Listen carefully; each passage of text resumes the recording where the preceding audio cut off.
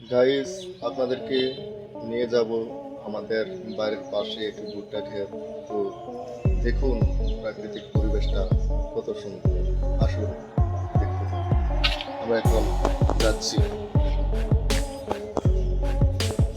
যাওয়ার পথে আমাদের বাড়ির পাশের একটা বিল্ডিং, তার পাশে দিয়ে এই রাস্তা ছোট করে আমরা দেখতে খুবই মনোরম একটি পরিবেশ, যা দেখতে ভালো লাগবে আপনার।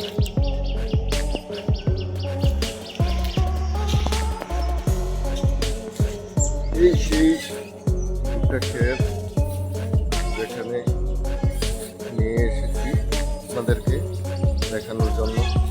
দেখুন এদিকে অনেক ভুট্টাই আছে।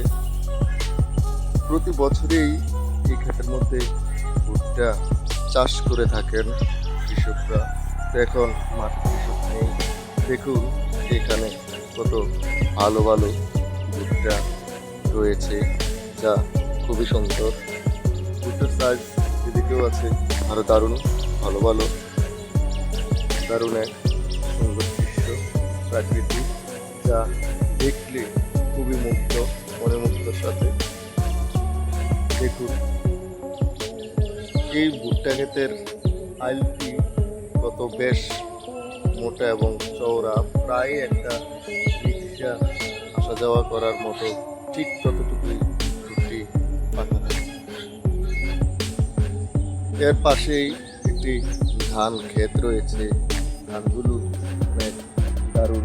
দেখুন খুব সুন্দর সুন্দর অনেক ধান বেরিয়েছে, যা দেখতে খুবই ভালো লাগছে, যা মুখে বলে বুঝিয়ে আপনাদের কিছুতেই বোঝানো সম্ভব না যে নিজ চোখে এই দৃশ্যটা দেখতে কত সুন্দর। দেখুন এদিকে এই গাছের মধ্যে শুধু একটি ভুট্টা দেখা যাচ্ছে। তো এদিকে একটি আমি একটু দেখাই আপনাদেরকে। এর যেই মানে নরম নরম যে এই আঁশগুলো, তা খুবই নরম, একদম খুবই নরম। এই আঁশগুলো শুধু আঁশই নয়, এই ভুট্টা এই যখন পাকার পর কৃষক মাঠ থেকে তুলে নিয়ে গিয়ে যখন ভুট্টা ছড়ায়, তখন এই গাছগুলো যখন নরম, এই ডিগিগুলো যখন একদম নরম থাকে, তখন গরুদেরকে খাবার বানিয়ে সাইলেজ তৈরি করে খাওয়ানো হয়। এখানকার কৃষকদের তাই দেখা যায়। এদিকের ভুট্টার চুলগুলো বেশ সুন্দরই লাগছে, যা বোঝার মতোই, খুব সুন্দর, দারুণ। তো এদিকে আরও একটি সুন্দর চুল ভুট্টার, দেখুন, যা বলার মতন দারুণ লাগছে আমার কাছে। তো আরও আছে যা বোঝানোর মতোই। দেখুন কত সুন্দর একটা পরিবেশ। তো এদিকে আরও একটি ছোট্ট ভুট্টা ক্ষেত রয়েছে, যে ক্ষেতটি এই মাসখানেক হয় যে কৃষক রোপণ করেছে। তো এই গাছটি বড় হচ্ছে।